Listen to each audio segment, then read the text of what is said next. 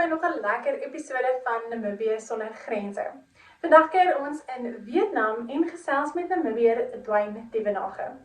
Dwayne het na skool na Kaapstad verhuis, vir 'n lang tydperk daarna in Thailand gewoon en woon nou saam met sy vrou in Vietnam. Hy vertel vir ons 'n bietjie meer van sy reiservarings, hy vat ons selfs 'n bietjie deur die stad waar hulle woon en hy deel hoe hy sy instink ten volle vertrou het om te kom waar hy vandag is. Irangomed is a leading distributor, working in partnership with NewMed and WestMed to meet the comprehensive needs of the Namibian healthcare sector. As a partner pursuing sustainable global healthcare, we offer industry-leading medical solutions through our key focus areas, which include pharmaceuticals, orthopedics, ophthalmology, surgical devices and capital equipment, as well as a well-established scientific laboratory division.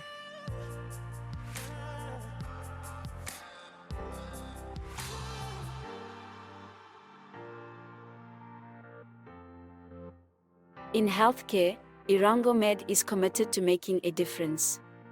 What about you?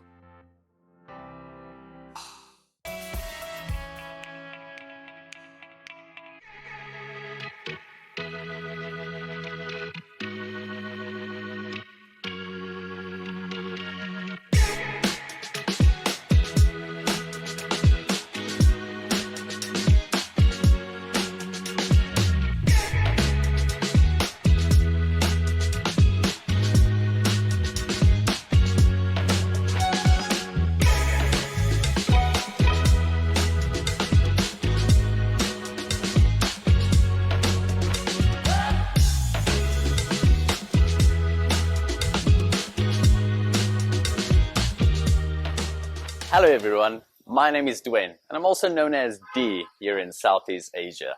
I just want to say it's an honor to be able to share my story with you guys, the adventures and everything that goes with it.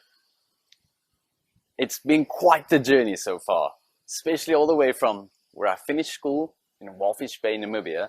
I moved to Cape Town, stayed there for a few years, and after that it just wasn't enough. The world needed to be bigger for me. So I hopped on a plane and I went to Southeast Asia. Been traveling for the last 4 years. I'm quite excited to share this journey and the story with you guys. Before we dive in, I just want to give a quick shout out to DC Lifestyle. One word, DC Lifestyle. If you're interested in following a channel where we talk about our experiences of traveling and following your intuition and diving into the unknown, make sure to follow our channel and see what we're up to. I'm from the very beautiful country in Namibië and from a small town called Walvis Bay. It's a coastal town that's basically surrounded by desert. I left Namibië just after high school and that's when I moved to Cape Town. In Cape Town I spent a few years where I met my wife and had a very beautiful and comfortable life living in Cape Town. The weather was amazing, everything was perfect, until one day we decided to get married in Phuket, Thailand. So that was when the first time we met the culture of Thailand. We had an experience, but it was not the most amazing experience because, well, mostly it was very hot and very humid. So that part of the climate didn't really attract me that much. So due to the climate, we weren't very keen on going back to Thailand. But after a few months, we kind of had this urge within us that's pulling us and saying, go to Thailand. But we weren't sure when. And not only did I feel it, but C felt it as well. So it was a joint feeling that we both had.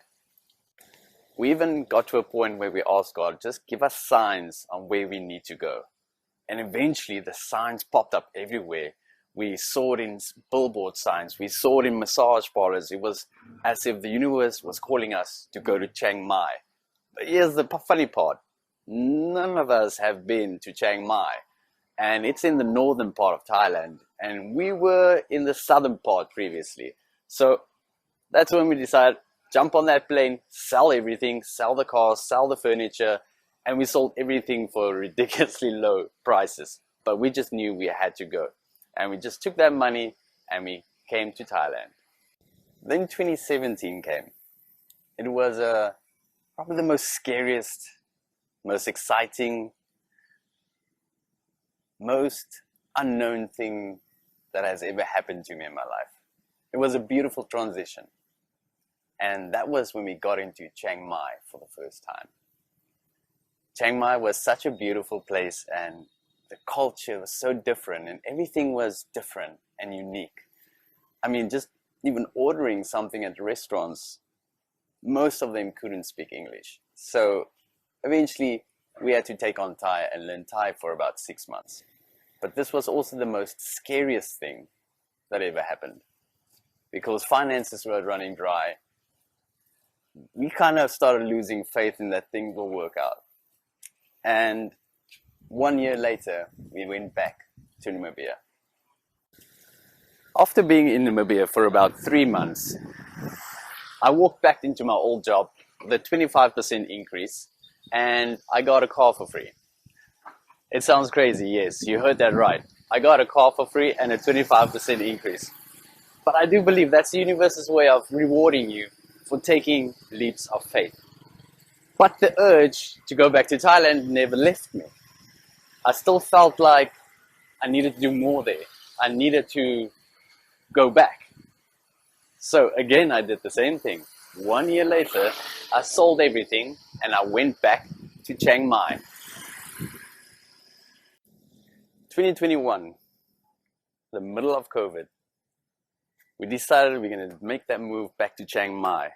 But not only that, I had this intuition message telling me, invest in crypto.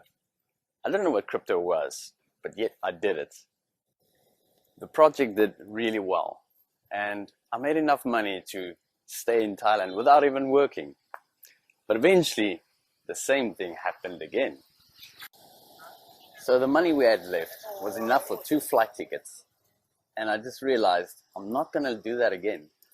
I'm not going to give in to the fear. And I decided, you know what? I'll take that lost money and I'll ride it out and see where life takes us.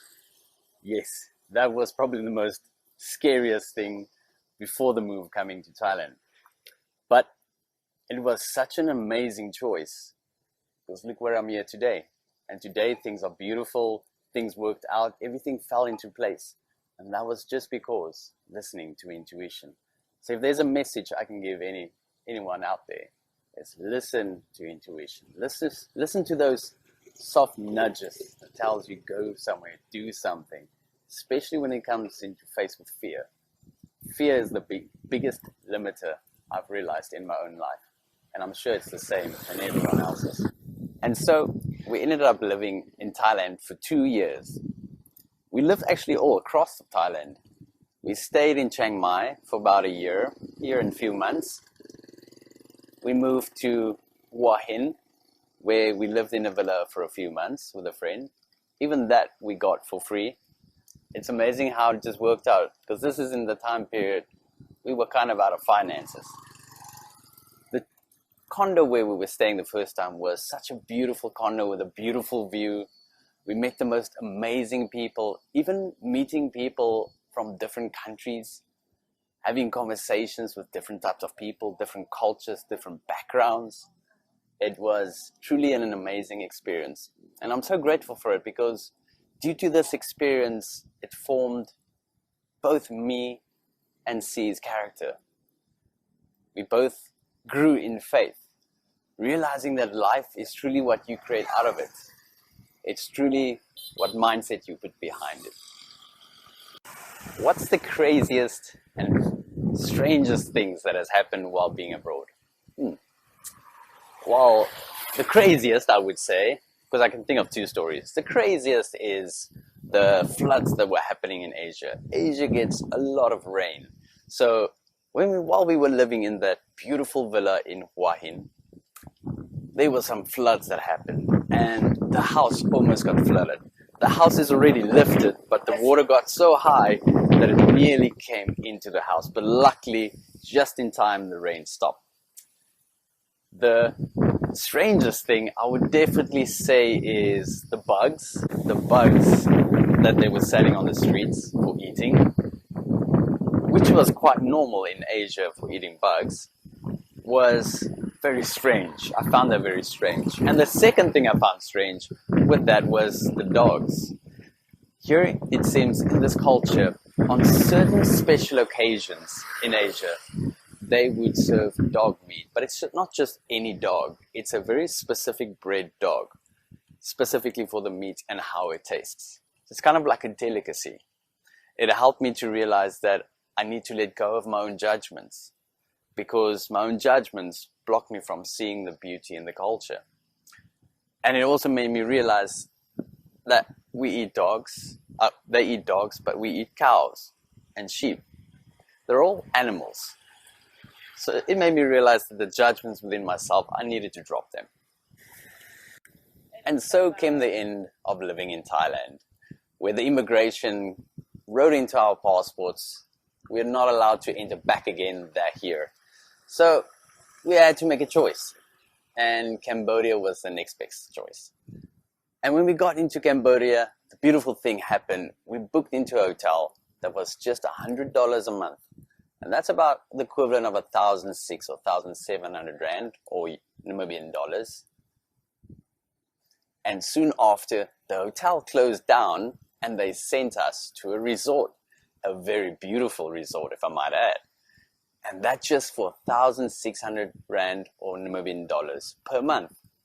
So you'll see some footage about that. It was such an amazing place.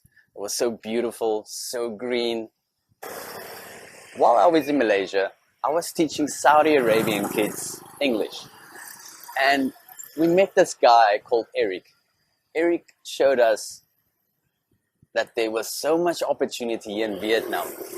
And he saw my dedication I had towards these kids for learning English. And he said, if you just put 10% of what you put in here, in Vietnam, you'll do well. And I thought to myself, you know what? Let's do it. Let's go to Vietnam. And this is how we ended up living in Vietnam today.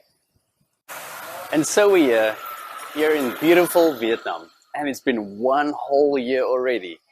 And I must say, the opportunities and the beauty that has unfolded in this place, it makes my heart warm.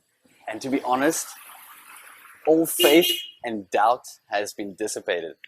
And I'm living a more fearless and beautiful life due to the choice I made following my intuition. And as you can see, the flag of Vietnam proudly waving behind my back. Vietnam. And just a quick cutscene of the area of where we're living.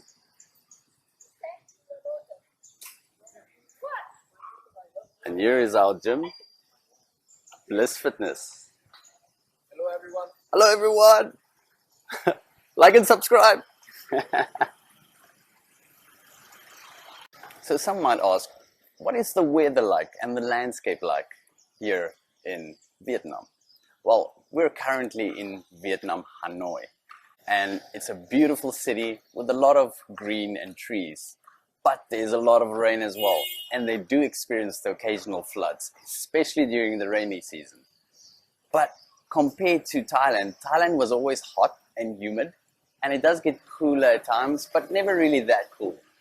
But since we've been in Vietnam, this place has both extremes, from really cold to really hot. And I like that about Vietnam, especially here in Hanoi, up in the north. We've got a good balance between you get really hot seasons for about 6 months and really cold ones. And I do like the cold, so I'm really happy for the 6 months. Especially since living in Thailand, we have not had a lot of cool. But in Vietnam, we get the best of both worlds. The landscape seems similar to that of South Africa and some parts of Namibia. So landscapes, it's not really that different, but I will mention the different types of bugs you get there. The different types of bugs you get here in Asia are very unique and alien-like, very colorful. Now a little bit more about the food and the culture here in South Asia. I will definitely say Thailand food, very spicy. So everything is always spicy. Even when you say no spicy, it'll be spicy. It'll just be less spicy.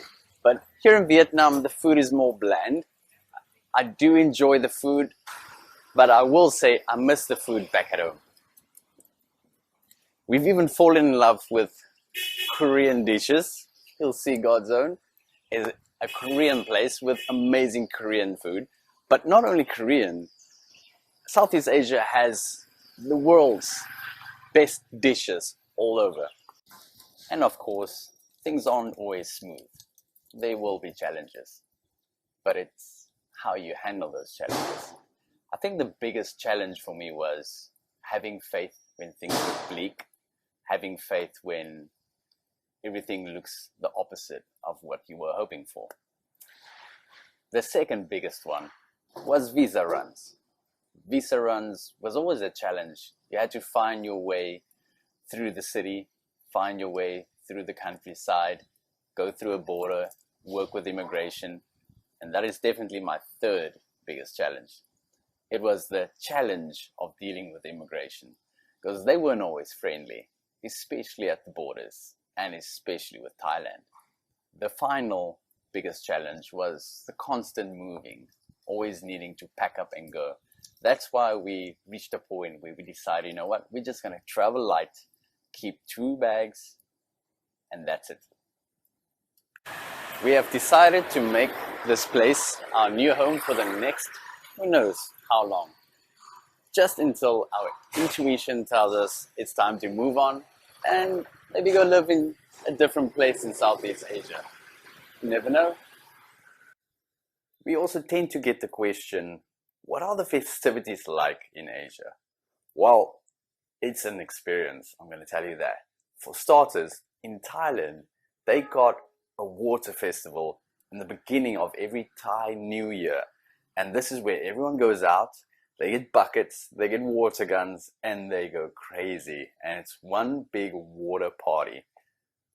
No matter where you go, turning left, turning right, you get people throwing water on you. So this is an amazing experience. I would highly advise this one for anyone thinking about going to Southeast Asia. They do celebrate this thing as well, the Songkran festival as they know it or call it in Thailand. It's a 3-day long event where everyone just enjoys themselves and splashing each other with water. The reason for this is it's kind of like blessing one another. Whenever water is poured over someone within those 3 days of the new year, it's kind of blessing them for their year ahead. It's a blessing of abundance, of peace and joy. So I think it's a very, very beautiful thing that the Thais do. And this is also celebrated not only in Thailand, but in Laos and in Cambodia. When it comes to Vietnam's festivals, they celebrate most of the world's festivities, like Christmas, Halloween, and they go all out on all these festivals. And then they've got their own ones where they celebrate the Vietnamese New Year, or also Chinese New Year. And they do celebrate, everybody's New Year, which is pretty beautiful because they include everyone. And due to this, Hanoi is also a very diversity with a lot of different types of people from all walks of life. While I was in Thailand and even Cambodia, there was all these different sounds in nature. It was so nostalgic is the word I would use. And just listening to them, you could sit for hours and hours and just listen to all these sounds in nature. And then finally, just leaving some final reflections and advice for everyone out there listening. I've written down some words I would like to share.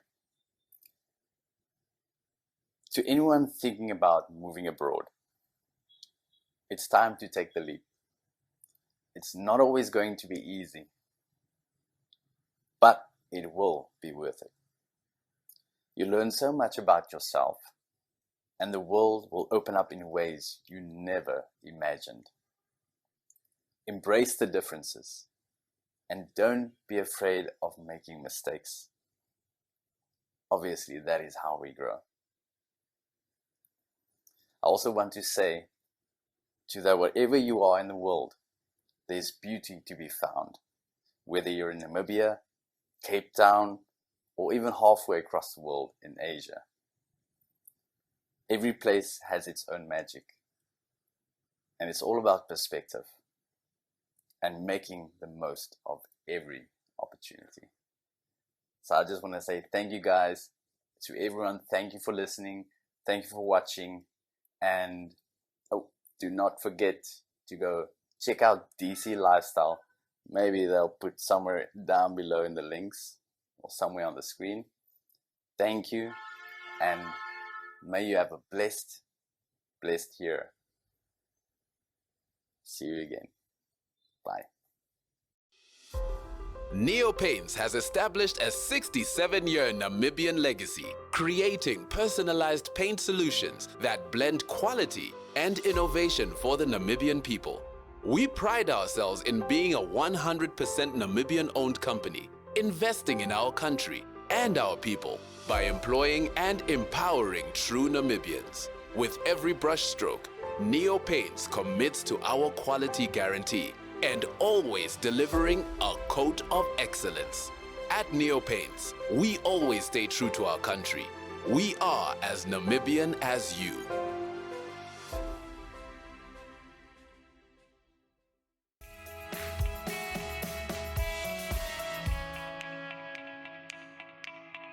Baie dankie dat julle vandag saam met my en Dwayne gekuier het. Ons hoop julle hierdie episode vreeslik geniet en ons sien uit om julle volgende week weer te sien, selfde tyd, selfde plek, maar met 'n nuwe gas en ons kuier weer elders in die wêreld. Onthou, as jy 'n Namibiër is wat in die buiteland woon of jy weet van iemand wat perfek sal wees vir ons program, stuur gerus my 'n e-pos na christine@nmh-hub.com.na. Ek hoor graag van julle en hou ook ons Facebookblad dop. Daar deel ons elke week talle foto's en video's. Ek sien julle almal weer volgende week.